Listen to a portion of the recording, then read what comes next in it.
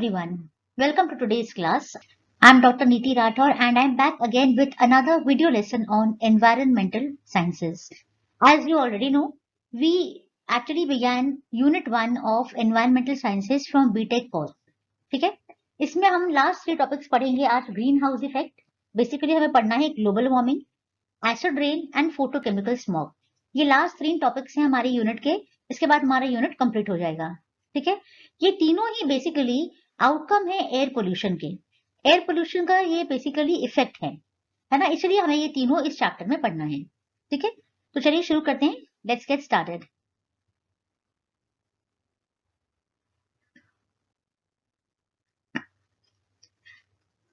सबसे पहले हम समझते हैं बेसिकली हमें पढ़ना है ग्लोबल वार्मिंग. हमारे सिलेबस में है ग्लोबल वार्मिंग. ग्लोबल वार्मिंग जो है basically it is progressive warming of earth surface because of high concentration of man made carbon dioxide in atmosphere. Atmosphere में मैन मेड कार्बन डाइऑक्साइड का जो बहुत ही high concentration हो गया है एटमॉस्फेयर में, इसकी वजह से जो अर्थ सरफेस रेगुलरली वार्म हो रहा है, प्रोग्रेसिवली वार्म हो रहा है, इसे ग्लोबल वार्मिंग कहते हैं. और ये ग्लोबल वार्मिंग जिस इफेक्ट की वजह से होता है उस इफेक्ट को ग्रीन हाउस इफेक्ट कहते हैं. ठीक है, तो दिस ग्रीन हाउस इफेक्ट क्या है? इसी की वजह से ग्लोबल वार्मिंग हो रही है. अब ये इफेक्ट क्या है? ग्रीन हाउस इफेक्ट को हम इस तरह से समझते हैं कि सपोज करिए कि सपोज इसका एग्जांपल हमने स्कूल में भी पढ़ा हुआ है ना, लोअर क्लासेस में हम भी पढ़ चुके हैं, तो हम ऑलरेडी जानते हैं. सपोज गर्मियों के दिनों में आप सपोज कि आपने कार के सभी सारी ग्लासेस जो हैं वो बंद करके और आपने धूप में अगर कार आप छोड़ देते हैं, क्या होता है? बेसिकली ये ग्लास से रिलेटेड है. ग्लास के आर पार जो लो इंफ्रारेड रेडिएशंस होती हैं, है ना, लो वेवलेंथ की, जो सनलाइट से आती हैं, वो ग्लास को आर पार निकल जाती हैं. ग्लास उनके लिए एक क्या रहता है? एक ट्रांसपेरेंट सरफेस रहता है. ठीक है, जब वो अंदर जाके अंदर का एटमॉस्फेयर को, अंदर की जगह को वार्म अप कर देती हैं, पूरा गर्म कर देती हैं, और जब वापस ये कार क्या करेगी? हीट रेडिएशंस को री रेडिएट करेगी. तो अब ये लॉन्गर वेवलेंथ के रेडिएशंस हो जाते हैं. तो वही ग्लास अब इन लॉन्गर वेवलेंथ रेडिएशंस के लिए एक ओपेक सरफेस की तरह बिहेव करता है और इन रेडिएशंस को बाहर नहीं जाने देता है. ठीक है, तो वार्म रेडिएशंस जो अंदर गए और बाहर नहीं जा पाए, इसकी वजह से क्या होना चाहिए? जो अंदर का टेम्परेचर है वो ज्यादा हो जाता है बाहर की कंपैरिजन में. ठीक है, तो अंदर जो है काफी हीट इकट्ठी हो जाती है. यही रीजन है जब हम गर्मियों में कार को धूप में खड़ा करते हैं और वापस जाकर जब उसमें बैठते हैं तो वो इतनी हीट अप हो चुकी होती है कि हम उसमें बैठ ही नहीं पाते हैं. राइट, और यही रीजन है कि गर्मियों के दिनों में मई जून में जब हम कार छोड़ते हैं धूप में, तो हम थोड़े थोड़े ग्लासेस को ऊपर से क्या करते हैं? खुला छोड़ते हैं, ताकि ये जो रेडिएशन है ये बाहर निकल जाए और टेम्परेचर जो है अंदर का वो कंट्रोल्ड रहे. ठीक है, यही जो इफेक्ट है, यही इफेक्ट जो है वो एटमॉस्फेयर पे, अर्थ पर भी लागू होता है. कैसे? ये जो आपके अर्थ के आसपास स्ट्रेटोस्फेयर में जो कार्बन डाइऑक्साइड की लेयर है वो नेचुरली प्रेजेंट है हमेशा से. ठीक है, कार्बन डाइऑक्साइड में के पास ये प्रॉपर्टी है कि वो सेम प्रॉपर्टी जो ग्लास की है वही प्रॉपर्टी कार्बन डाइऑक्साइड गैस के पास भी है. ये भी lower longer shorter wavelength infrared radiations को अपने आर पार जाने देता है. ठीक है, तो ये अपने आर पार जाता है. सनलाइट जब आती है तो इस लेयर को क्रॉस करके अर्थ पे जाती है, अर्थ को हीट अप करती है.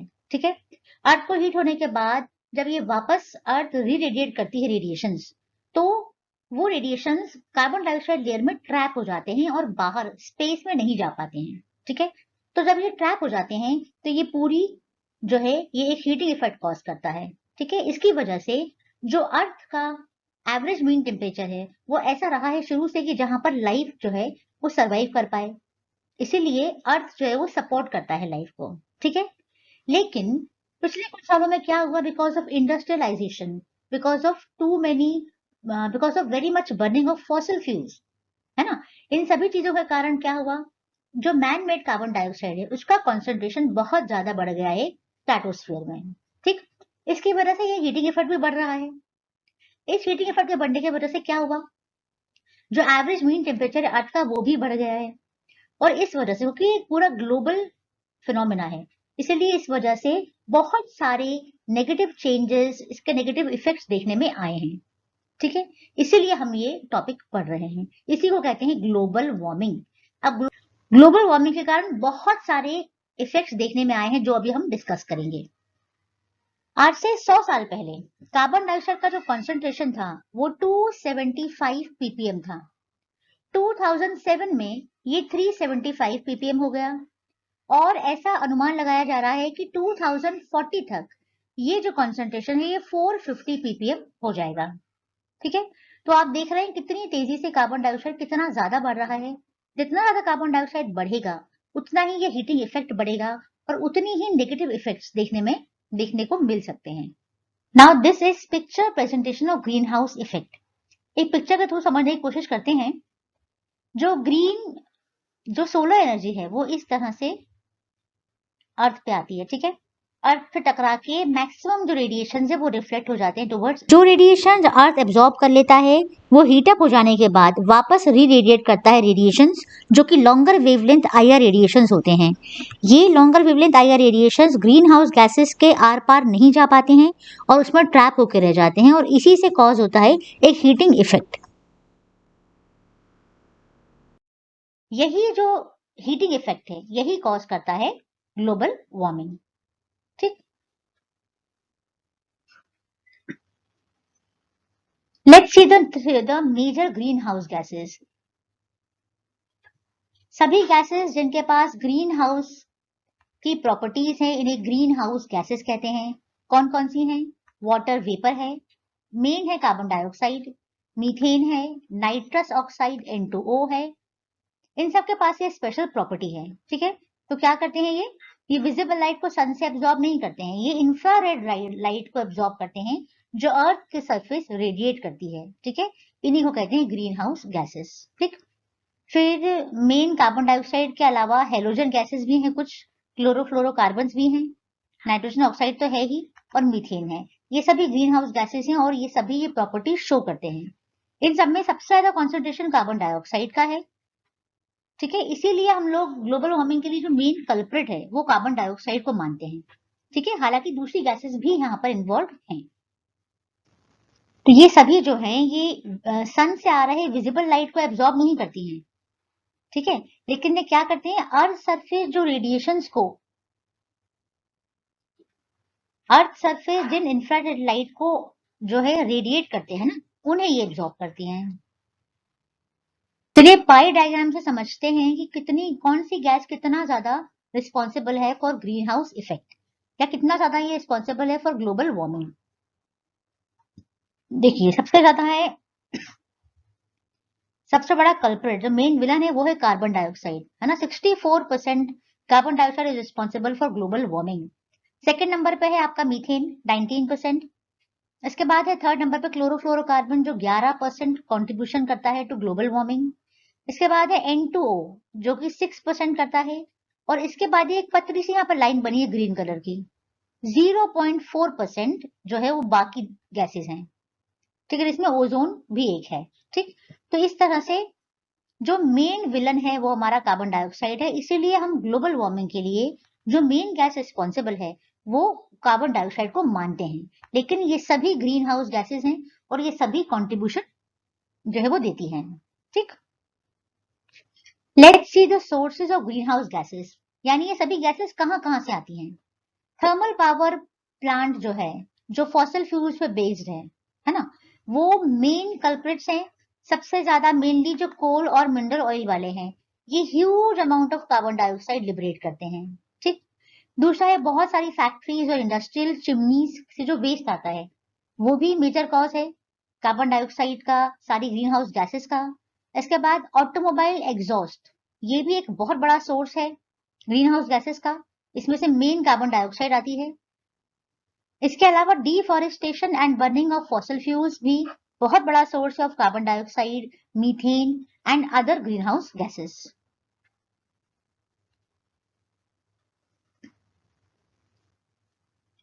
अगेन फिर से हम एक पाई डायग्राम से देखेंगे सोर्सेज ऑफ एक्टिविटी, किस सोर्स से कितना परसेंटेज आता है। ग्रीन हाउस गैसेस का 49% आप देख रहे हैं फॉसिल फ्यूल के बर्निंग से आता है। अब ये फॉसिल फ्यूल ऑटोमोबाइल में भी बर्न होता है as petrol and diesel, right, और एज कोल एंड ऑयल ये होता है थर्मल पावर प्लांट्स में, ठीक। सेकेंड जो सोर्स है वो है एग्रीकल्चर, 13%।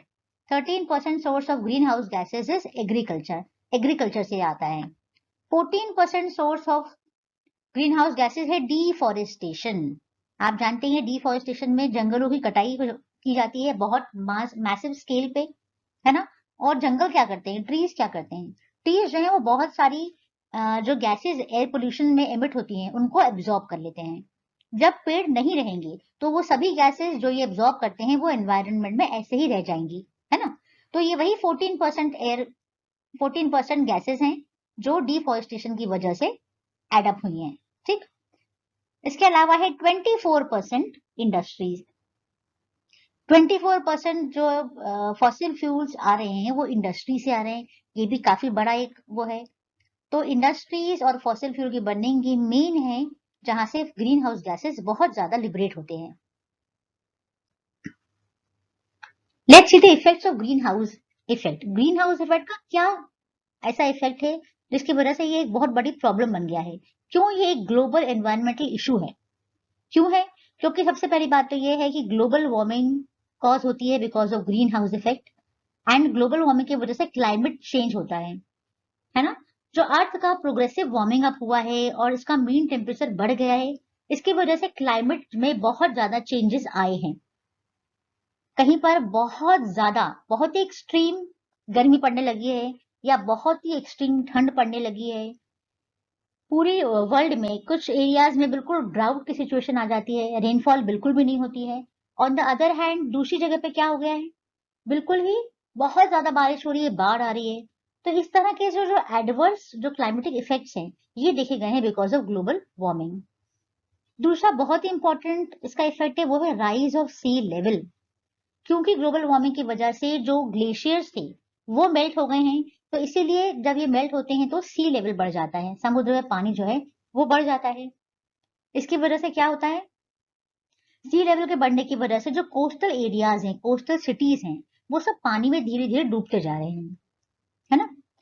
फिर है वर्सनिंग ऑफ हेल्थ इफेक्ट्स। इसकी वजह से जो इतना टेम्परेचर चेंज हुआ है इसकी वजह से क्लाइमेट चेंज हुआ है, बहुत ज्यादा हीटिंग इफेक्ट बढ़ गया है, बहुत ज्यादा गर्मी पड़ रही है। इस वजह से हेल्थ पे भी बहुत सारे इफेक्ट्स देखे जा रहे हैं। इसके अलावा वाटर साइकिल जो है वो डिसरप्ट हो गई है।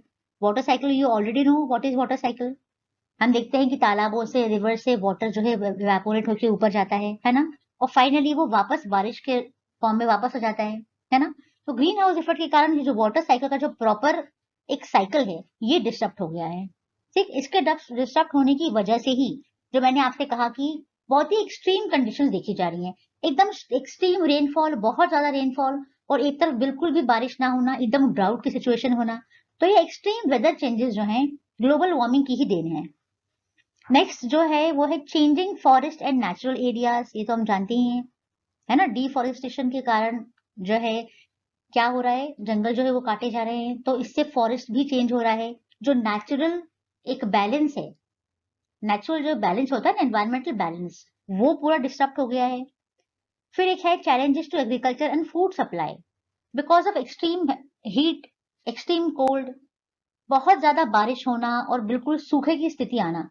इन सभी की वजह से एग्रीकल्चर जो मेन एक सोर्स ऑफ इनकम है इन इंडिया, बिकॉज इंडिया आज भी एग्रीकल्चर बेस्ड कंट्री ही है ना। बहुत ज्यादा हमने इंडस्ट्रियलाइजेशन किया है, फिर भी एक मेजर पार्ट जो है वो एग्रीकल्चर से ही आता है इंडिया में। तो एग्रीकल्चर पूरा डिसरप्ट हो गया है, प्रॉपर फूड प्रोडक्शन नहीं हो पा रहा है ना। जो एक्सट्रीम वेदर चेंजेस हुए हैं, प्रॉपर फूड प्रोडक्शन नहीं हो रहा है, प्रॉपर यील्ड नहीं आ रही है, और जब प्रॉपर यील्ड नहीं आ रही है, फूड प्रोडक्शन नहीं हो रहा है, तो फूड सप्लाई भी डिस्टर्ब हो रही है। पॉपुलेशन इतनी बड़ी है और फूड प्रोडक्शन जो है वो कम होता जा रहा है ना, उसमें प्रॉब्लम आ रही है। तो फिर जो पॉपुलेशन है इसको फीड कैसे करेंगे? तो इसलिए कहा कि फूड सप्लाई में चैलेंजेस आ गए हैं, एग्रीकल्चर में बहुत सारी प्रॉब्लम्स आ गई हैं। इसके अलावा इफेक्ट ऑन ओजोन लेयर, ये जो हीटिंग इफेक्ट हो रहा है ना, जो ग्रीन हाउस गैसेज हैं, इसी की वजह से ओजोन लेयर में हम जानते हैं जगह जगह होल हो रहे हैं। जब ओजोन लेयर में होल्स हो रहे हैं तो अल्ट्रावायलेट रेडिएशंस ज्यादा से ज्यादा इनफिल्टर होके अर्थ पर आ रही हैं, और वो एक अलग प्रॉब्लम क्रिएट कर रहा है ना। इसके अलावा effect on ocean climate, ocean का जो क्लाइमेट है, हमने देखा कि भाई ओशन का जो क्लाइमेट है वो भी बहुत ज्यादा चेंज हो रहा है। ओशन जो है, इसके अंदर का जो इकोसिस्टम है, ये पूरा डिस्टर्ब हो रहा है because of weather changes, climate change, है ना। तो इतने सारे इफेक्ट्स हो रहे हैं बिकॉज ऑफ ग्लोबल वार्मिंग। हम कंट्री के हिसाब से एक पाई डायग्राम से समझेंगे कि कौन सी कंट्री कितना ज्यादा कार्बन इमिशन करती है ना। सबसे टॉप पे तो हमें मालूम ही है यूएसए होगा। सबसे ज्यादा जो है परसेंटेज वो यूएसए का है। यहाँ परसेंटेज मेंशन नहीं किया है मैंने, यहाँ पर हमने सिर्फ पाई डायग्राम बना दिया है। सेकंड जो है वो चाइना है। थर्ड आप देख रहे हैं ईस्ट यूरोप है। फोर्थ है वेस्ट यूरोप। इसके बाद है इंडिया। इसके बाद नंबर है इंडिया का। इसके बाद जापान, फिर है साउथ अफ्रीका, और ये बाकी सारी कंट्रीज मिलाकर हैं। ठीक, तो इसमें दिख रहा है आपकी सबसे ज्यादा जो कार्बन एमिशन है वो यूएसए का रहा है ना। तो इस तरह से कंट्रीज किस तरह से कंट्रीब्यूट करी है ग्लोबल वार्मिंग में, ये हमने इस पाई डायग्राम से समझा है। Now the point is how to control green house effect. Green house effect के सारे नेगेटिव पॉइंट्स हमने देखे कि इससे कितना ज्यादा प्रॉब्लम हो रहा है। तो इसीलिए इसका कंट्रोल कैसा किया जाए, कैसे इसको रिड्यूस कर सकते हैं या मिनिमाइज कर सकते हैं। सबसे पहला तो देखो भाई, रीजन को आप पहले देखो और उसी रीजन का कंट्रोल देखो। ठीक है, सबसे बड़ा इंपॉर्टेंट रीजन क्या था, फॉसिल फ्यूल का बर्निंग, है ना। फॉसिल फ्यूल का burning whether thermal power plants में बर्न हो रहा है, ऑटोमोबाइल से बर्न हो रहा है। तो इसके लिए इसका कंट्रोल मेजर क्या हो सकता है, करना क्या है, हमें फॉसिल फ्यूल्स पे जो निर्भरता है ना हमारी, उसको कम करना है। तो इसके लिए क्या करना पड़ेगा, ऑल्टरनेट सोर्सेज ऑफ एनर्जीज हमें यूज करने पड़ेंगे। और आजकल ये यूज हो रहा है, पिछले बहुत टाइम से बहुत सारे ऑल्टरनेटिव सोर्सेज ऑफ एनर्जी ढूंढे गए हैं, रिसर्च किए गए हैं, और उन पर काम चल रहा है ना। फॉर एग्जाम्पल, ये तो बहुत पुराना है, हाइड्रो पावर तो हम बहुत पहले से जानते हैं, है ना। वाटर से पावर प्रोडक्शन करना, डैम बनाकर हाइट से जो वाटर गिराते हैं, है ना, टरबाइन के ऊपर, टरबाइन रोटेट होता है और पावर प्रोड्यूस होता है। तो हाइड्रो पावर को यूज करना, सोलर एनर्जी को यूज करना। आजकल आप देख रहे होंगे सोलर एनर्जी जगह जगह यूज हो रही है। आप रोड पे देखेंगे, रोड, मेन रोड जो होती है उसके साइड पे पैनल्स बने होते हैं छोटे छोटे, है ना। वो बेसिकली एमिटर्स हैं, साइड रिफ्लेक्टर्स कहते हैं उनको, उनसे साइड पता चलता है। ठीक है, तो साइड रिफ्लेक्टर्स क्या करते हैं, ये सोलर एनर्जी को ट्रैप करते हैं और फिर ये रात में ये जलते हैं रेड कलर में। बेसिकली जलते दिन में भी हैं, पर दिन में वो दिखाई नहीं देते हैं, और रात में क्लियरली विजिबल होती है लाइट। ठीक है, इसके अलावा आप देखेंगे जो सिग्नल्स होते हैं, सिग्नल के ऊपर भी आप देखेंगे सोलर पैनल, आजकल जगह जगह हर शहर में आप देखेंगे सोलर पैनल से ही जो ट्रैफिक लाइट है वो सोलर पैनल से चल रही है। इसके अलावा सोलर एनर्जी को यूज करके हम सोलर वाटर हीटर में यूज कर रहे हैं, है ना। सोलर वाटर हीटर में यूज कर रहे हैं खासकर से कंट्रीज लाइक इंडिया, जहाँ पर ट्रॉपिकल क्लाइमेट है, गर्मी बहुत ज्यादा पड़ती है, और मैक्सिमम टाइम जो है हमारे पास बहुत ह्यूज अमाउंट में सनलाइट अवेलेबल है, सन अवेलेबल है। तो ऐसी कंट्रीज में सनलाइट को बहुत ज्यादा जो है वो एक्सप्लॉइट किया जा सकता है फॉर डिफरेंट डिफरेंट थिंग्स। अब सनलाइट को हम यूज कर रहे हैं पानी गर्म करने के लिए as a solar water heater, है ना। इसके अलावा और जगह जगह मैंने आपको बताया कि जगह जगह इसको यूज कर रहे हैं। सोलर पैनल्स जो रेस्टोरेंट्स, जो होटल्स होते हैं, होटल्स, हॉस्टल्स, घरों में, रेसिडेंशियल बिल्डिंग में, सभी में सोलर वाटर हीटर यूज करते हैं, सोलर पैनल बना देते हैं वहां पे, है ना। तो इन सब चीजों से क्या होता है, डिपेंडेंसी ऑन फॉसिल फ्यूल्स जो है वो कम होती जाती है। इसके अलावा और भी कई सारे आजकल, एक विंड पावर आप जानते हैं, विंड फार्म लगाने से, है ना, विंड फार्म लगाने से बहुत ह्यूज स्केल पर एनर्जी प्रोड्यूस होती है, पावर प्रोड्यूस होता है बाय यूजिंग विंड। विंड क्या है, again it is a free source of energy. Water भी एक फ्री रिसोर्स है, नेचुरल रिसोर्स है, इसके लिए पैसा खर्च नहीं करना है। विंड भी एक नेचुरल रिसोर्स है। तो नेचुरल रिसोर्सेज को ज्यादा से ज्यादा एक्सप्लॉइट करना पावर प्रोडक्शन के लिए, है ना। तो इससे क्या होता है, फॉसिल फ्यूल पर डिपेंडेंस कम होता है। जितना कम फॉसिल फ्यूल बर्न करेंगे उतना ही ज्यादा ग्रीन हाउस इफेक्ट कंट्रोल में आएगा। ठीक, सेकंड है आपका advanced and efficient technologies for reducing emission of fossil fuels. Fossil fuel से जो कार्बन डाइऑक्साइड एमिट होता है, इसको रिड्यूस करने के लिए, इसका परसेंटेज कॉन्सेंट्रेशन रिड्यूस करने के लिए एफिशिएंट टेक्नोलॉजीज को यूज करना। इसके अलावा और भी टेक्नोलॉजीज हैं जिनके यूज से जो फैक्ट्रीज का जो गैसेस होती हैं जो बाहर चिमनी से रिलीज कर देते हैं, उसमें जो गैसेस हैं उनको कन्वर्ट कर देते हैं नॉन टॉक्सिक फॉर्म में, ऐसी फॉर्म में जो एयर को पोल्यूट नहीं करेंगे और फिर वो रिलीज करते हैं। तो इस तरह से बहुत सारी इक्विपमेंट्स भी आजकल इन्वेंट हो गए हैं। ऐसे बहुत सारे प्रोसेसेस हैं जिनको यूज करके जो गैसेस हैं इनको कन्वर्ट कर सकते हैं इनटू नॉन हार्मफुल फॉर्म। ठीक। फिर एक बहुत बड़े स्केल पे एफोरेस्टेशन करना, रिफोरेस्टेशन करना भी एक तरीका हो सकता है।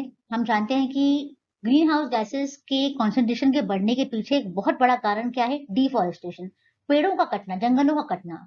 तो हम जितना ज्यादा एफोरेस्टेशन करेंगे, नए प्लांट्स लगाएंगे, डिफोरेस्टेशन करेंगे, जितने बड़े स्केल पे करेंगे, है ना, उतना ही ज्यादा है कंट्रोल जो है वो होगा। फिर है water logging should be avoided. जगह जगह जो पानी भर जाता है इसको अवॉइड किया जाना चाहिए। क्यों? क्योंकि आप जानते हैं जहां पर भी ये पानी भर जाता है यहाँ पर प्लांट्स और एल्गी वगैरह ये सब रहते हैं। जहां पर भी कोई चीज सड़ती है ना, ऑर्गेनिक मैटर सड़ता है, वहां पर मीथेन गैस प्रोड्यूस होती है। जब भी कोई ऑर्गेनिक मैटर जो है वो क्या होता है, डिकम्पोज होता है बेसिकली, वहां पर मीथेन गैस प्रोड्यूस होती है। तो वाटर लॉगिंग जो है इसको अवॉइड करने से मीथेन गैस का रिलीज जो है वो कंट्रोल में आ सकता है। फिर है reduction of use of chlorofluorocarbon. ये तो हमने पहले भी पढ़ा है कि क्लोरोफ्लोरोकार्बन के यूज पर बैन लगा दिया गया था, है ना, मॉन्ट्रियल प्रोटोकॉल पढ़ा है हमने। तो क्लोरोफ्लोरोकार्बन के यूज को रिड्यूस करना, जो कि अब बहुत ज्यादा हो चुका है, क्लोरोफ्लोरोकार्बन के यूज को बहुत ज्यादा रिड्यूस करना, ताकि इससे ओजोन लेयर डिप्लीशन भी कम होगा और इससे ग्रीन हाउस इफेक्ट भी कम होगा। ठीक। Now let's see how global warming effects climate change. Global warming की वजह से कैसे क्लाइमेट चेंज हो रहा है? सन की रेज जिनका एवरेज टेम्परेचर 10,000 डिग्री फ़ारेनहाइट है, यानी 5810 डिग्री केल्विन, ये इसके अंदर मेनली क्या होता है? इसके अंदर मेनली विजिबल लाइट है ना, ये विजिबल लाइट को रेडिएट करता है। अर्थ के सरफेस के पास एवरेज टेम्परेचर 60 डिग्री फ़ारेनहाइट यानी 288 डिग्री केल्विन है।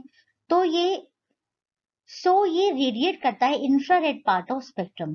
बेसिकली ये स्पेक्ट्रम का इंफ्रारेड पार्ट को रेडिएट करता है। ठीक। यही इंफ्रारेड पार्ट जो है यही ट्रैप हो जाता है ग्रीन हाउस गैसेस के द्वारा, है ना। कार्बन डाइऑक्साइड क्या करता है? वो इंफ्रारेड रेडिएशंस को ट्रैप करता है, उसके पास प्रॉपर्टी है इसको ट्रैप करने की। ठीक। तो इसीलिए ये जो इंफ्रारेड पार्ट को ट्रैप करता है स्पेक्ट्रम के, इसी वजह से ग्लोबल वार्मिंग होती है। Temperature of an object is determined bye a balance between incoming and outgoing energy. किसी भी ऑब्जेक्ट का टेम्परेचर डिटरमिन होता है कितनी एनर्जी उसमें आ रही है और कितनी बाहर जा रही है, इसके ऊपर। ठीक है।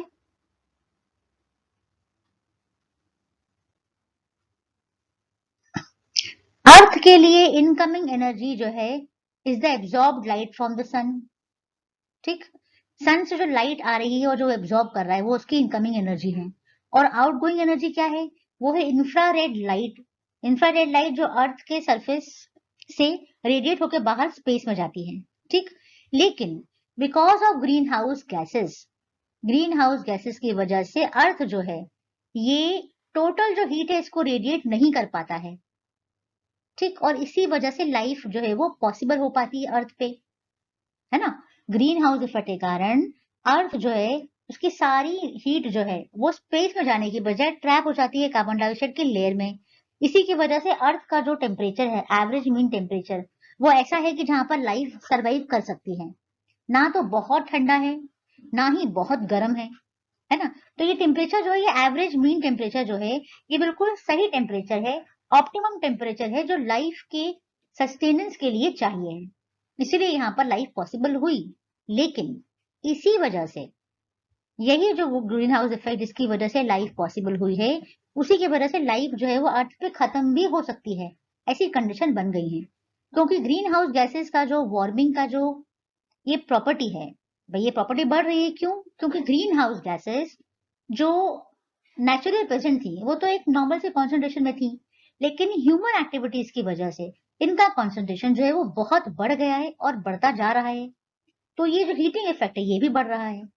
हीटिंग इफेक्ट के बढ़ने के कारण क्या हो रहा है? ये जो ग्रीन हाउस गैस का ब्लैंकेट है, बेसिकली इसको लेयर बोलेंगे या ब्लैंकेट बोलेंगे, ये थिक होता जा रहा है, थिक होता जा रहा है। तो ग्लोबल वार्मिंग बढ़ती जा रही है।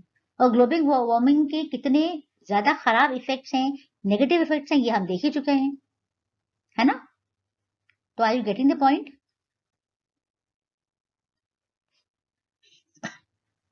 Let's see the consequences of global warming.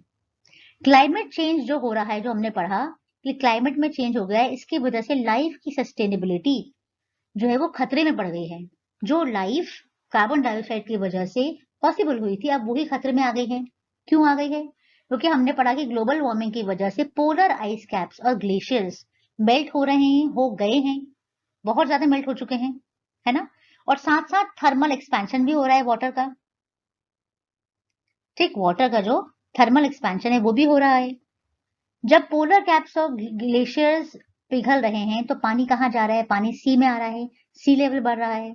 C level अगर बढ़ता जाएगा तो जितने भी कोस्टल एरियाज हैं वो धीरे धीरे पानी में कवर होते जाएंगे।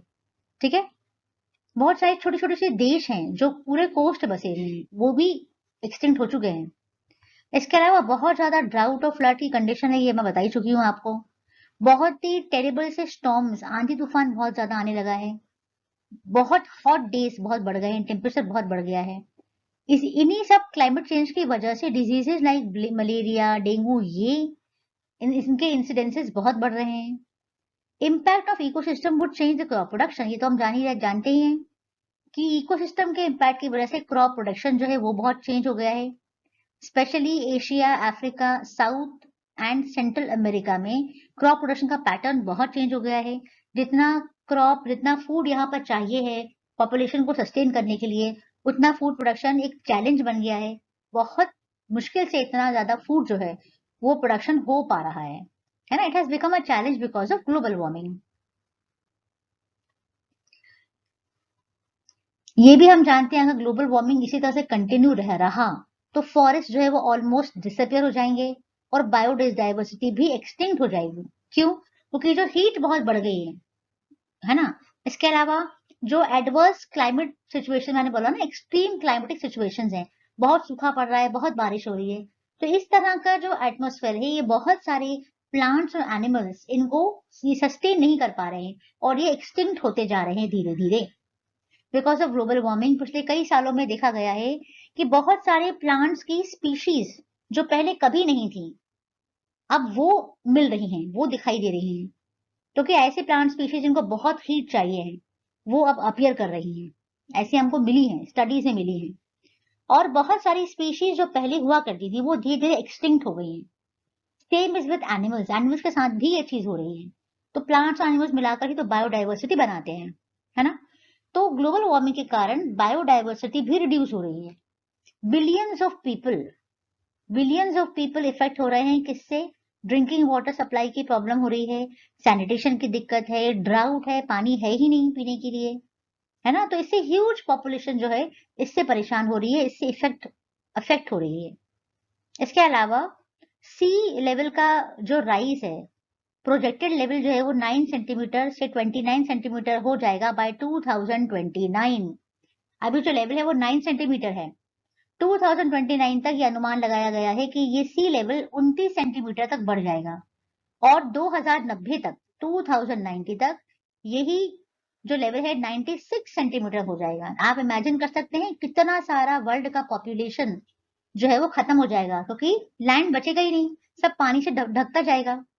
साउथ एशियन रीजन जिसके पास वर्ल्ड की 1/6 पॉपुलेशन है, ये बहुत ज्यादा सफर करेगा। बहुत पॉसिबिलिटी है कि इनको लैंड ना बचे और ये पूरा वाटर में कवर हो जाए।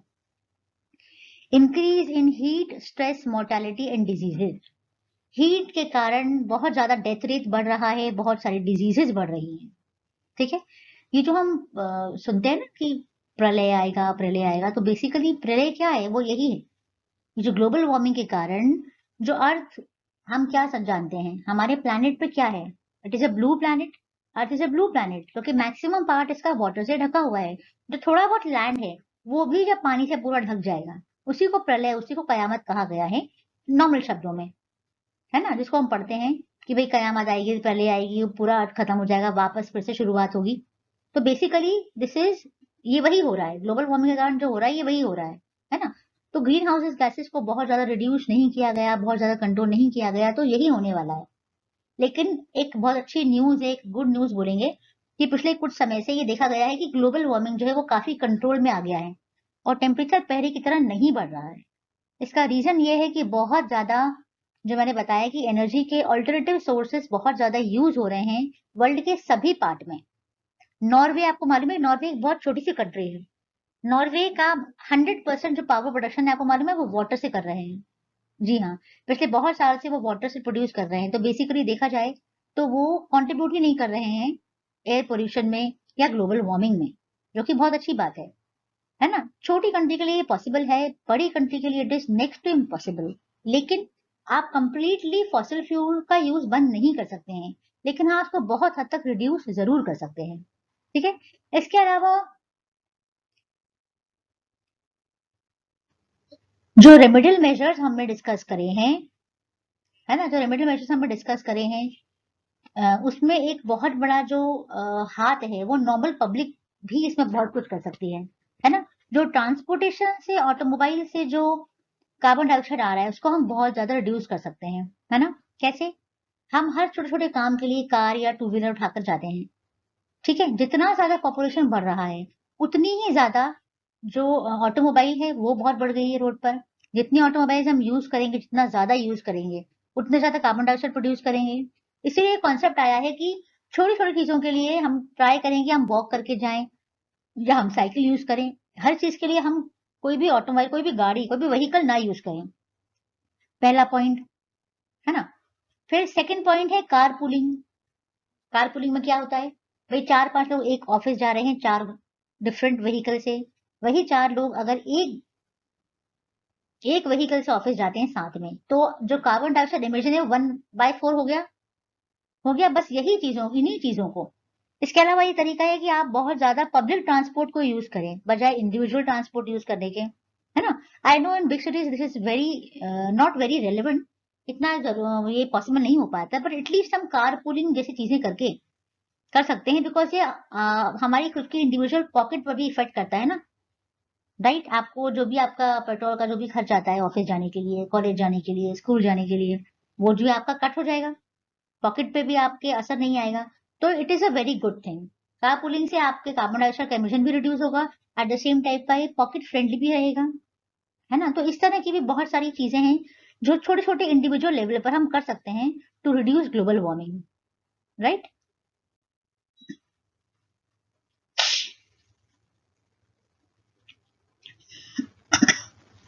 Now let's see who is responsible.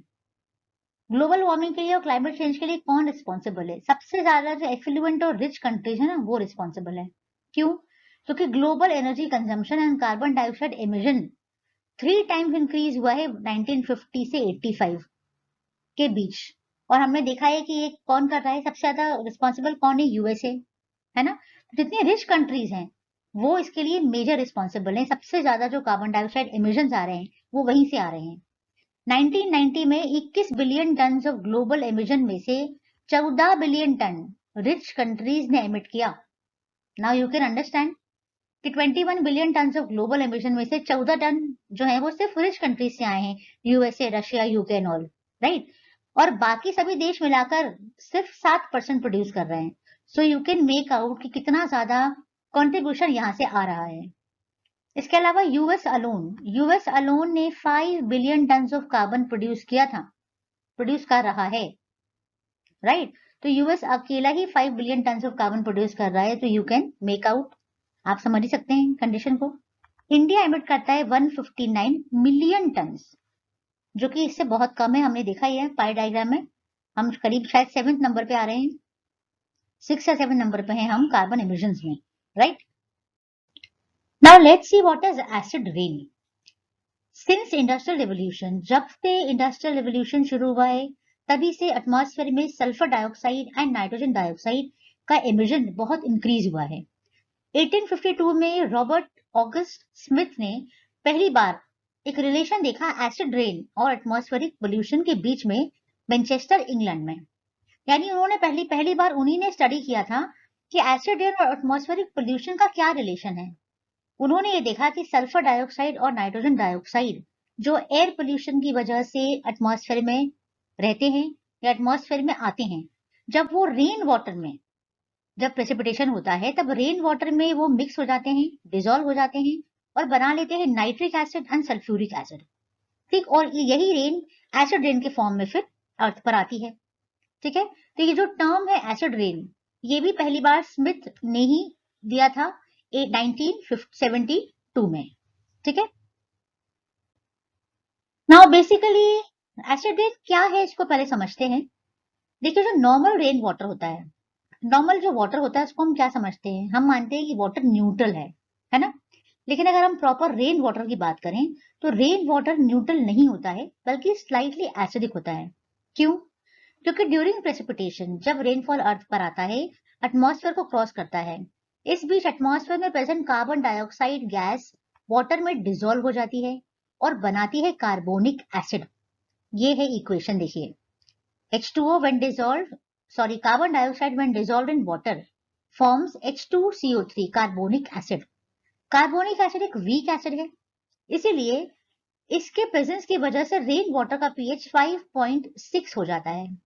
5.6 यानी स्लाइटली एसिडिक हो जाता है। ठीक, तो ध्यान रखिए कि normal rain water slightly acidic ही होता है, न्यूट्रल नहीं होता है। और क्यों होता है slightly acidic? Because of carbonic acid. Carbonic acid एक वीक एसिड है, इसलिए इसका पीएच 5.6 के आसपास रहता है। ठीक, now let's see acid rain की कंडीशन कैसे बनती है। जब इसी रेनफॉल में sulphur dioxide and nitrogen dioxide gases as a pollutant जो एटमॉस्फेयर में प्रेजेंट हैं, जब वो वाटर में डिसॉल्व होती हैं, तब क्या बनता है? तब बनता है nitric acid and sulphuric acid.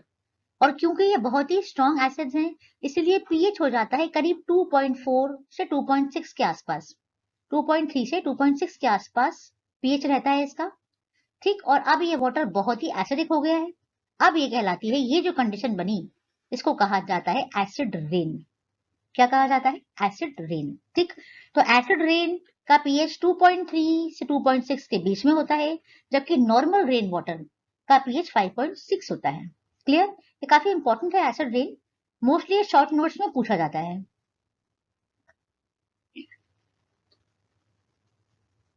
Now this is a picture presentation of acid rain formation. कैसे बनता है, जो हमने अभी थियोरेटिकली पढ़ा है उसे हम पिक्चर के जरिए समझने की कोशिश करेंगे। देखिए, यहाँ पे इंडस्ट्रीज, देखिए आपको, ये इंडस्ट्रीज है। ठीक, इंडस्ट्री से सल्फर डाइऑक्साइड और नाइट्रोजन डाइऑक्साइड रिलीज हुआ, ये यहाँ पर गया एटमोस्फेयर में। ठीक, अब जब रेनफॉल हुआ, जब प्रेसिपिटेशन हुआ, तो ये दोनों डिसॉल्व हो गए, इन्होंने बना लिया nitric acid and sulphuric acid. ठीक है, अब ये सल्फ्यूरिक एसिड और नाइट्रिक एसिड दो तरह से अर्थ पे आ सकता है, एक तो वेट डिपोजिशन के फॉर्म में और दूसरा ये आ सकता है ड्राई डिपोजिशन के फॉर्म में। ठीक, वेट डिपोजिशन यानी रेनफॉल, स्नोफॉल के फॉर्म में आएगा। ड्राई डिपोजिशन मीन्स ये पार्टिकुलेट्स एंड गैसेस के फॉर्म में उनके ऊपर डिपॉजिट हो जाएंगे इनके पार्टिकल्स, तो इस तरह से ये ड्राई डिपोजिशन के फॉर्म में आएगा। ठीक, तो इस तरह से बनता है acid rain. Now let's see the causes of acid rain. Acid rain क्यों होती है? मैंने हमेशा बताया दो तरह के कॉजेज होते हैं, natural causes and anthropogenic causes. Anthropogenic यानी ड्यू टू ह्यूमन एक्टिविटीज। ठीक, मैन मेड जिसको कहते हैं। तो नेचुरल कॉजेज अगर हम देखें तो सबसे इंपॉर्टेंट कॉज जो हम समझ सकते हैं वो है वोल्केनिक इमिशंस। जब वोल्केनिक इरप्शन होता है, वोल्केनो जब फटता है, तब क्या होता है, बहुत सारी gases, huge amount of gases जो है लिबरेट होती है। तो इसमें बहुत सारी गैसेस होती हैं, इसमें नाइट्रोजन ऑक्साइड और सल्फर डाइऑक्साइड भी होता है काफी मात्रा में, है ना। तो ये हो गया एक नेचुरल कॉज। दूसरा है बायोलॉजिकल प्रोसेसेस। कुछ बायोलॉजिकल प्रोसेसेस भी सल्फर डाइऑक्साइड एंड नाइट्रोजन के डाइऑक्साइड प्रोड्यूस करती हैं। फॉर एग्जाम्पल ऑर्गेनिक मैटर का डिकम्पोजिशन जो है वो भी प्रोड्यूस कर सकता है। लाइटनिंग जब होती है, जब बिजली कड़कती है, थंडर स्टॉर्म्स, लाइटनिंग जब होती है तो नाइट्रिक ऑक्साइड, है ना, नाइट्रोजन का ऑक्साइड बनता है। ठीक है, और ये नाइट्रिक ऑक्साइड ऑक्सीजन के साथ रिएक्शन करके, या मैं कहूँ ओजोन के साथ रिएक्ट करके NO2 बना लेता है, और यही NO2 फिर एसिड रेन कॉज करता है। तो ये हो गए आपके सारे नेचुरल सोर्सेज। बात अगर करें हम ह्यूमन एक्टिविटीज से जो सोर्सेज हैं, यानी एंथ्रोपोजेनिक सोर्सेज हैं, सबसे इंपॉर्टेंट सोर्स हम जानते ही हैं, इंडस्ट्रीज, फैक्ट्रीज। सबसे ज्यादा इंडस्ट्रीज और फैक्ट्रीज से जो एग्जॉस्ट, जो पोल्यूटेड एयर बाहर निकलती है ना, चिमनी से जो रिलीज करते हैं, इसमें भी बहुत सारे ऑक्साइड्स, बहुत सारे आपके हाइड्रोकार्बन वगैरह होते हैं। तो इसमें nitrogen dioxide and sulphur dioxide भी काफी क्वांटिटी में होते हैं, जो प्रोड्यूस करते हैं एसिड रेन। इसके अलावा motor vehicles, automobile exhaust. Automobile exhaust क्यों? ऑटोमोबाइल में पेट्रोल यूज करते हैं, है ना? तो पेट्रोल यूज करते हैं, पेट्रोल में बहुत कम क्वांटिटी में सल्फर नाइट्रोजन रहता है। ठीक, सभी तरह के जो फॉसिल फ्यूल्स हैं, सभी में सल्फर एंड नाइट्रोजन का कुछ परसेंटेज होता है। कंबशन के दौरान ये सल्फर और नाइट्रोजन के ऑक्साइड्स बना लेता है। ठीक, जब कंबशन होगा, जब इसको जलाओगे आप फॉसिल फ्यूल को जिसमें सल्फर और नाइट्रोजन है, तो सल्फर एंड नाइट्रोजन ऑक्सीडाइज हो जाएंगे और इनके ऑक्साइड्स बनेंगे, और ये ऑक्साइड्स एटमॉस्फेयर में रिलीज होंगे, और ये अल्टीमेटली एसिड रेन कॉज करेंगे अगर ये बहुत समय तक उसमें रहते हैं, है ना? एसिड रेन कहाँ होती है? क्या कहीं पर भी एसिड रेन हो सकती है? Of course not. Acid rain हमेशा होगी इंडस्ट्रियल एरिया में, जहां बहुत ज्यादा पॉपुलेटेड इंडस्ट्रियल एरियाज होते हैं, जहां बहुत पास पास फैक्ट्रीज लगी होती हैं, है ना? तो वहां पर क्या होता है, because of industries, because of factories की वजह से जो वहां का एटमोस्फेयर है, वहां की जो एयर है, उसमें सल्फर और नाइट्रोजन की ऑक्साइड्स की कॉन्सेंट्रेशन बहुत ज्यादा रहती है ना?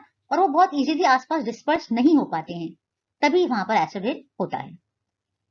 नॉर्मल जो रेसिडेंशियल एरियाज होते हैं, वहां पर एसिड रेन नहीं हो सकती है, it is not possible at all.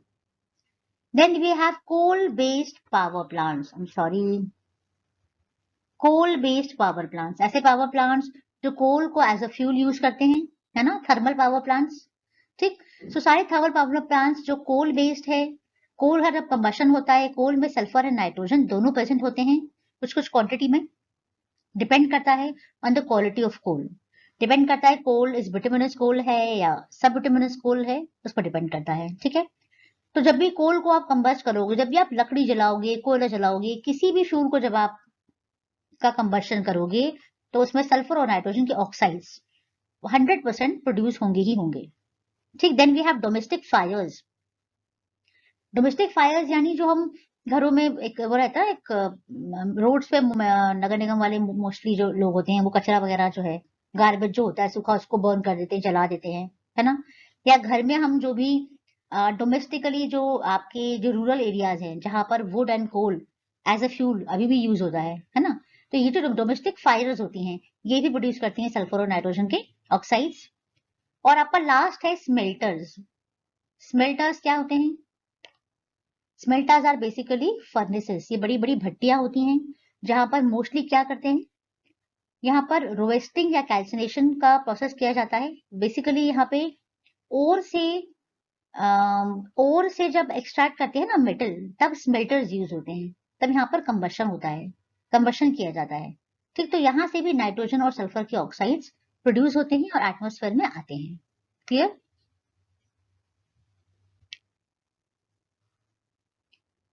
Let's see measurement of acid rain. अब एसिड रेन का मेजरमेंट का क्या मतलब है, जो मैंने आपको पहले भी बताया था। एसिड रेन को कैसे मेजर करेंगे? पीएच टेस्ट से मेजर करेंगे, है ना? किसी भी फ्लूइड का हाइड्रोजन आयन कॉन्सेंट्रेशन डिटरमिन करता है उसका पीएच क्या है। पीएच स्केल क्या है, ये आप जानते ही हैं। पीएच स्केल एक स्केल है, 0 to 14 का स्केल है ना? यहाँ पर 0 to 7 जो है, ये एसिडिक कंडीशन होती है, और 7 से 14 जो होती है वो अल्कलाइन कंडीशन होती है। 7 को न्यूट्रल माना जाता है। ठीक है, तो एसिड रेन का अगर हम पीएच निकालें, तो अगर ये पीएच, क्योंकि हम जानते हैं पीएच क्या है, negative log of hydrogen ion concentration, तो जितना ज्यादा हाइड्रोजन आयन का कॉन्सेंट्रेशन होगा, उतना ही कम पीएच नंबर होगा और उतना ही ज्यादा वो एसिडिक होगा। ठीक है, उसी तरह से सिमिलरली जितना कम कॉन्सेंट्रेशन होगा हाइड्रोजन आयंस का, उतना ही हायर पीएच नंबर होगा और उतना ही ज्यादा वो अल्कलाइन या बेसिक होगा। ठीक है, तो जितना कम कॉन्सेंट्रेशन हाइड्रोजन आयन का, उतना ज्यादा वो बेसिक है, और जितना ज्यादा हाइड्रोजन आयन का कॉन्सेंट्रेशन, उतना ही वो एसिडिक होगा। ठीक है, I think is that is clear to everyone. तो पीएच 7 से ऊपर है यानी अल्कलाइन कंडीशन है, अल्कलाइन सब्सटेंस है। पीएच अगर 7 से कम है तो वो एसिडिक सब्सटेंस है। वही बात हुई है, एसिड रेन का क्या पीएच है, कितना ज्यादा उसकी एसिडिटी है उसमें, ये पता चलेगा हमें उसके पीएच को टेस्ट करने से। Clear? Now let's see the chemical processes involved in acid rain. यानी एसिड रेन बनता कैसे है, इसे हम इक्वेशन से देखेंगे। सबसे पहले let's see the formation of sulphuric acid. Now you already know sulphur जो भी फ्यूल में प्रेजेंट है ना, जब उसका कंबशन होगा तो वो सल्फर डाइऑक्साइड प्रोड्यूस करेगा। ठीक, sulphur dioxide when reacts with water in the presence of oxygen, ध्यान रखिए ऑक्सीजन के प्रेजेंस में रिएक्शन होता है, oxygen is present in the atmosphere.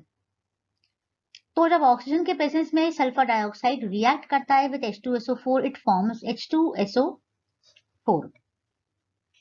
So remember, when SO2 reacts with water in the presence of oxygen, it produces sulfuric acid. ठीक, तो इस तरह से बनता है सल्फ्यूरिक एसिड। देख लेते हैं कि नाइट्रिक एसिड कैसे बनता है। नाइट्रिक एटमॉस्फेयर में यूवी लाइट अब्सॉर्ब करके नाइट्रोजन और ऑक्सीजन आपस में रिएक्ट करते हैं और नाइट्रिक ऑक्साइड बनाते हैं। नाइट्रिक ऑक्साइड जब ओजोन से रिएक्ट करता है तो बनाता है नाइट्रोजन डाइऑक्साइड।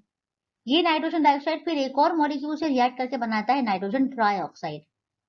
अब ये NO3 और NO2 जो बने हैं ये आपस में रिएक्ट करते हैं और बनाते हैं N2O5।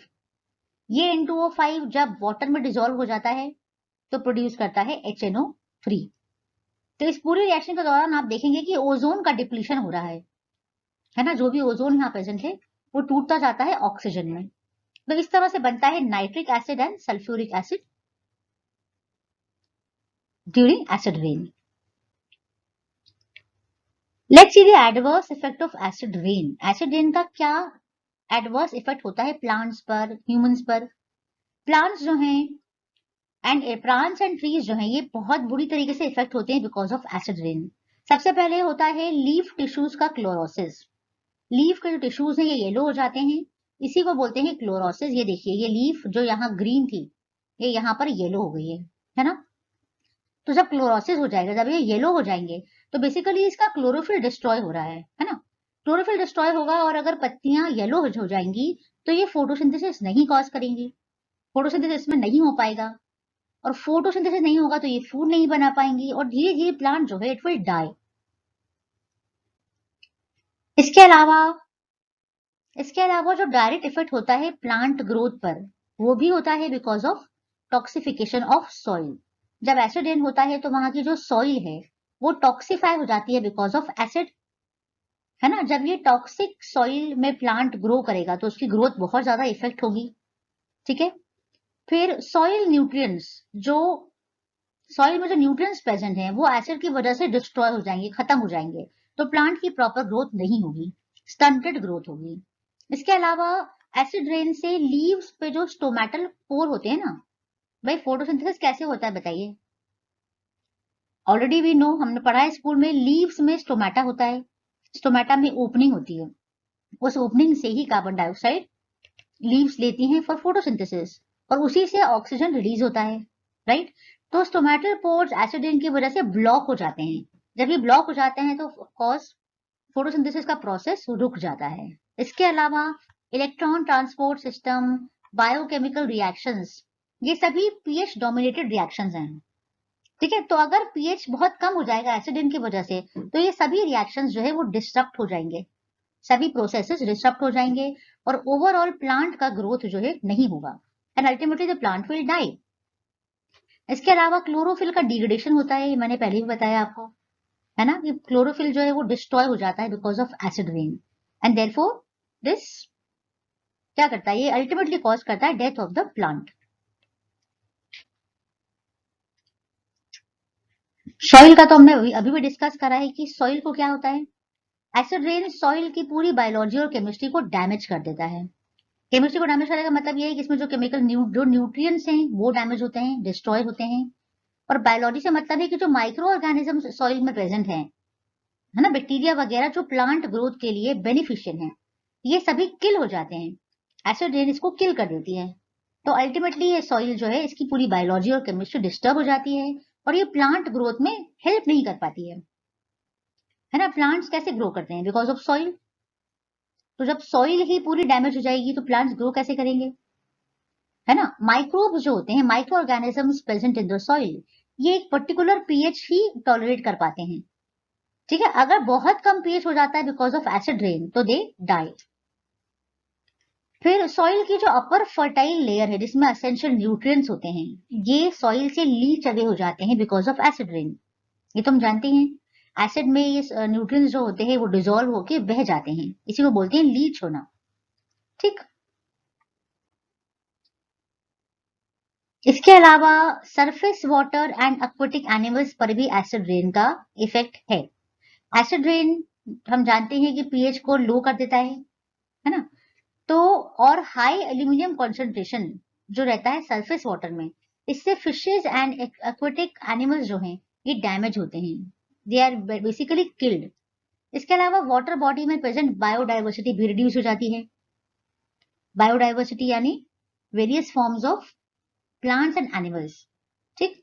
तो वाटर बॉडी में जो अलग अलग तरह के जू प्लैंक्टन्स, फाइटोप्लैंक्टन्स, अलगीज जो होते हैं, है ना, ये किल हो जाते हैं बिकॉज ऑफ एसिडिक कंडीशंस। इसलिए जो वाटर बॉडी के अंदर जो भी बायोडाइवर्सिटी है वो रिड्यूस हो जाएगी, है ना? तो ओवरऑल क्या होगा? हम जानते हैं जो एक्वाटिक इकोसिस्टम होता है, पानी के अंदर जो इकोसिस्टम रहता है, इकोसिस्टम कैसे बनता है?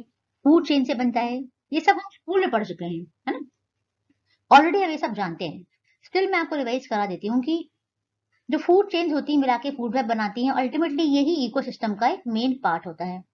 ठीक। तो लेक और रिवर्स में जो इकोसिस्टम होते हैं ये फ्रेजाइल होते हैं, और यहाँ पर एक स्पीशी दूसरी स्पीशी पर डिपेंड करती है।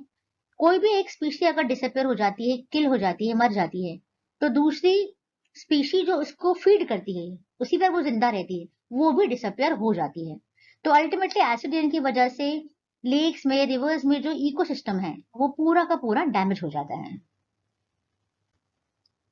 इसके अलावा ह्यूमन हेल्थ पर भी इसका वो है इफेक्ट होता है। जो एरोसॉल मिस्ट होती है ऑफ सल्फ्यूरिक एसिड, मैंने बताया था ना आपको कि ड्राई डिपोजिशन होता है।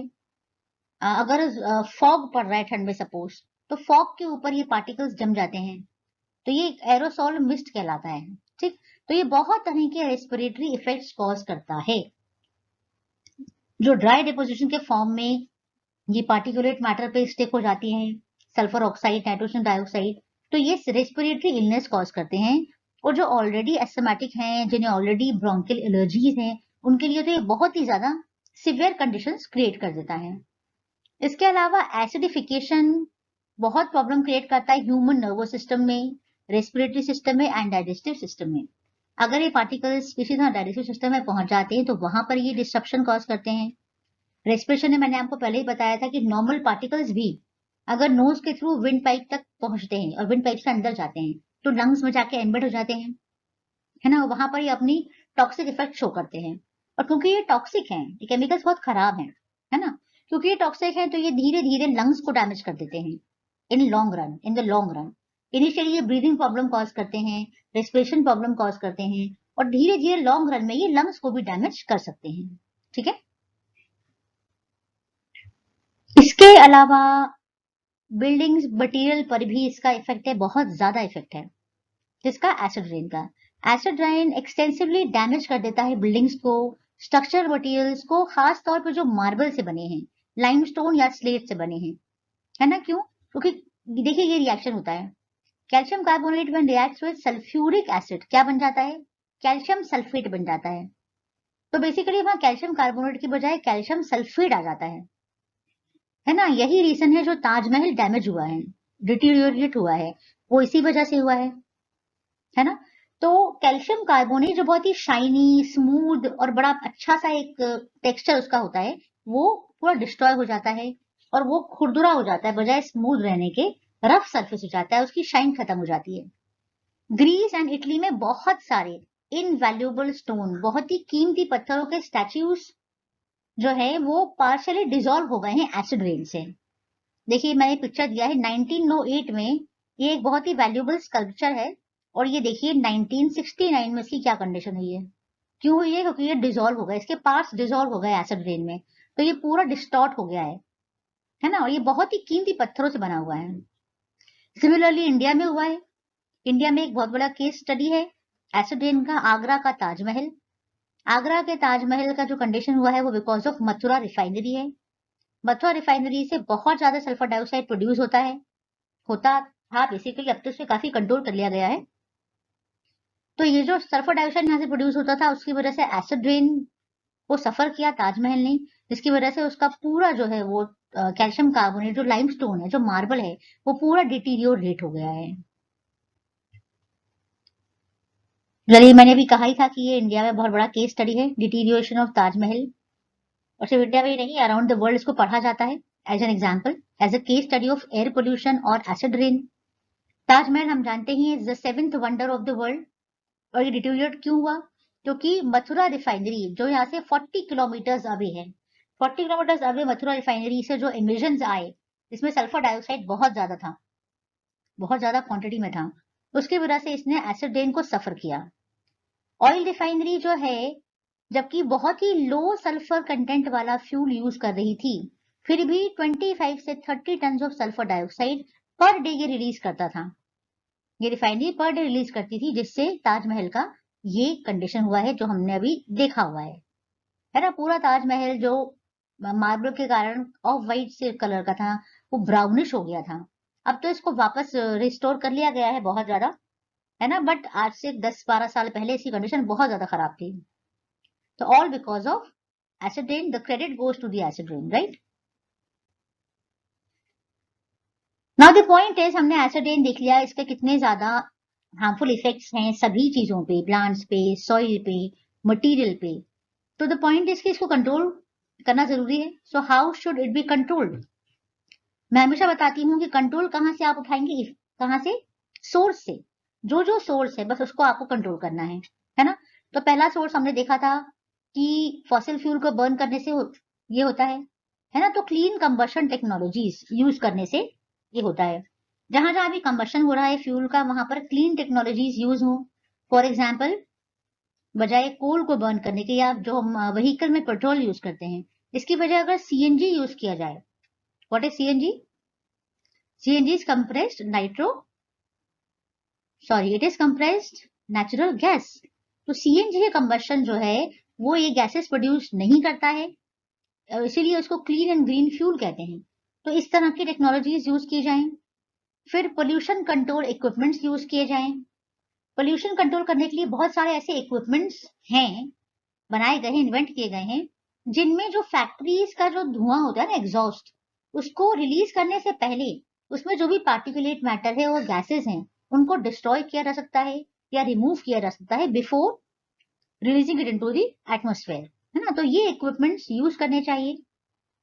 फिर replacement of coal by natural gas और रिन्यूएबल एनर्जी सोर्सेस, ये तो मैंने बता ही दिया। कोल को भी नेचुरल गैस से हम रिप्लेस कर सकते हैं, जहां जहां पॉसिबल है वहां वहां होना चाहिए।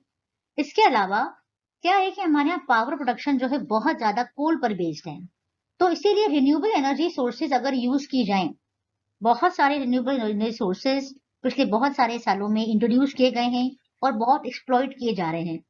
For example, wind energy, hydro energy, ये हमेशा से थे, ऐसा नहीं है कुछ नया बनाए, ये हमेशा से थे, लेकिन इनको उतना एक्सप्लॉइट नहीं किया जाता था because of some reason. Wind के लिए विंड फार्म्स सेटअप किए जाते हैं, बहुत बड़े हिली एरिया में बहुत सारे विंड मिल्स कुछ कुछ दूरी पे लगाए जाते हैं, ताकि तब जाके ये कुल मिला के एक अच्छे अमाउंट में, ह्यूज अमाउंट में ये पावर प्रोड्यूस कर पाता है ना। लेकिन क्योंकि ये थोड़ा सा महंगा सेटअप होता है, लेकिन अब इस पे काम किया जा रहा है। प्लस हाइड्रो एनर्जी तो हम जानते ही हैं, डैम्स में किस तरह से वो हाइड्रो इलेक्ट्रिसिटी जो है बनाई जाती है, प्रोड्यूस की जाती है ना, बाय यूजिंग फ्लोइंग वाटर। तो इस पर भी बहुत ज्यादा डिपेंडेंसी बढ़नी चाहिए और बढ़ाई गई है। All over the world hydro power बहुत ज्यादा प्रोड्यूस किया जा रहा है। इसके अलावा भी बहुत सारे और सोर्सेज हैं। For example, solar energy. Solar energy को आज को कितना ज्यादा एक्सप्लॉइट किया जा रहा है, आपने देखा ही होगा, जगह जगह आपको सोलर पैनल्स देखने को मिलेंगे। रोड पर आप देखेंगे साइड रिफ्लेक्टर्स होते हैं, इसमें रेड कलर की लाइट जलती है ना। ये रिफ्लेक्टर्स क्या करते हैं? ये सोलर एनर्जी को कैप्चर करते हैं और उसी से ये जलते हैं, है ना। इसके अलावा आप देखेंगे जगह जगह जो ट्रैफिक लाइट्स होती हैं, उसके ऊपर भी आप सोलर पैनल देखेंगे। तो आजकल सभी सिटीज में ट्रैफिक लाइट्स को भी सोलर पैनल से जो है लाइट किया जा रहा है। इसके अलावा आपने देखा होगा solar water heater. Solar water heater आजकल हॉस्टल्स में, ऑफिसेज में, रेसिडेंशियल एरिया में सोलर वाटर हीटर का बहुत यूज किया जा रहा है, क्योंकि सोलर एनर्जी जो है वो उन्हीं देशों में यूज हो सकती है जहां का ट्रॉपिकल क्लाइमेट है और मैक्सिमम टाइम जो है साल का हमें सनलाइट मिलती है ना। तो ऐसा इंडिया में है, इंडिया में बहुत ज्यादा अवेलेबिलिटी ऑफ सनलाइट, इसलिए हम बहुत ज्यादा सोलर एनर्जी को बहुत ज्यादा यूज कर सकते हैं, है ना। और इसका यूज आप देखेंगे हर जगह हो रहा है। क्यों हो रहा है? क्योंकि जितना ज्यादा हम बाकी सोर्सेस यूज करेंगे उतनी रिलायबिलिटी फॉसिल फ्यूल पे कम हो जाएगी, और जितनी रिलायबिलिटी फॉसिल फ्यूल पे कम होगी उतना ही ज्यादा पोल्यूशन का जो प्रॉब्लम है वो उतना ही ज्यादा कंट्रोल में आएगा। ठीक। इसके अलावा एक और तरीका है liming of lakes and soil. तालाबों में जो पानी एसिडिक हो गया है बिकॉज ऑफ एसिड रेन, यहाँ पर लाइम डालने से चूना कैल्शियम हाइड्रोक्साइड ऐड किया जाता है, सॉइल में ऐड किया जाता है। बड़े बड़े स्केल पर ये काफी महंगा हो जाता है, काफी टेडियस जॉब है। हाँ, छोटे मोटे तालाबों में लाइमिंग की जा सकती है ना, पर ऑन अ लार्ज स्केल ये उतना फिजिबल नहीं है। इसके अलावा पॉलिसी फ्रेमवर्क ऐसी होना चाहिए कि जिससे सल्फर डाइऑक्साइड का, नाइट्रोजन डाइऑक्साइड का जो इमिशन है वो रिड्यूस हो, ताकि एसिड रेन कंट्रोल में आए, है ना। ऐसे बहुत सारी पॉलिसीज गवर्नमेंट और लॉज गवर्नमेंट टाइम टाइम पर बनाती है, जिसमें आपको मालूम होगा कि बहुत सारे water act, air pollution act, time time से एक्ट लाती है गवर्नमेंट, जो है वो टाइम टाइम से लॉज बनाती है, एक्ट लाती है। इन एक्ट्स में कुछ वैल्यूज दी जाती हैं, एक लिमिट दिया जाता है कि पर फैक्ट्री, पर इंडस्ट्री या पर एरिया वाइज कितना आपको सारे जो एयर पोल्यूटेंट्स हैं, जो मेन एयर पोल्यूटेंट्स हैं ना, sulphur dioxide, nitrogen oxide, carbon dioxide, carbon monoxide, hydrocarbon, VOC, इन सब का एक पर्टिकुलर लिमिट दिया रहता है कि इस लिमिट से आपको ज्यादा नहीं जाना है ना, और उसको फॉलो करना पड़ता है। ठीक है। अगर नहीं करती है तो आपको मालूम है एनवायरमेंटल ऑडिट होता है आजकल। जी हाँ, हर साल एनवायरमेंटल ऑडिट होता है, साल में या 3 साल में एक बार होता है फैक्ट्रीज का। और वहां पर ये पूरा देखते हैं कि जो गवर्नमेंट ने जो लिमिट्स बनाई हुई हैं उस लिमिट के अकॉर्डिंग एमिशन हो रहा है या उससे ज्यादा हो रहा है, और ये पिनलाइज भी करते हैं। ठीक है।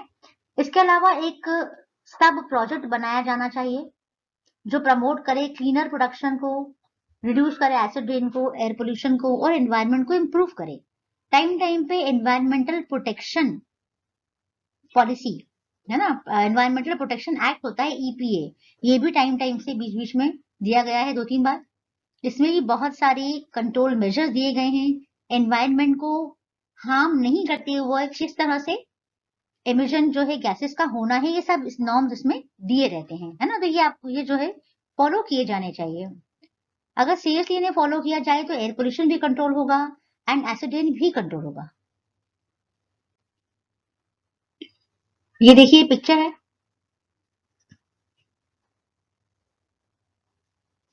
ये देखिए पिक्चर है ऑफ लाइमिंग। किस तरह से देखिए पाइप से प्रेशर से ये लाइम यानी कैल्शियम हाइड्रोक्साइड एक बेस को लेक में ऐड कर रहे हैं ताकि वहां का पानी न्यूट्रलाइज हो सके, है ना। तो जैसे मैंने कहा कि छोटे छोटे लेक्स में ये पॉसिबल है, लेकिन बहुत बड़े लेवल पर आप समझ लो कि जैसे सी है ना, बड़े जो लेक्स हैं, बड़ी रिवर्स जो है, उसमें ये चीज उतनी फिजिबल नहीं है। यहाँ पे ये पिक्चर दिखाई दे रही है जो मैंने आपको बताया, ये विंड फार्म का पिक्चर है, ये सोलर पैनल्स लगे हुए हैं, दिस इज हाइड्रो एनर्जी, है ना। तो ये हाइड्रो पावर प्लांट है, ये सोलर फार्म से बनाए गए हैं। सोलर पैनल्स को बहुत लार्ज स्केल पे लगाकर एक बड़े लैंड पर, जैसे विंड फार्म होता है, इस तरह से आजकल किया जाने लगा है।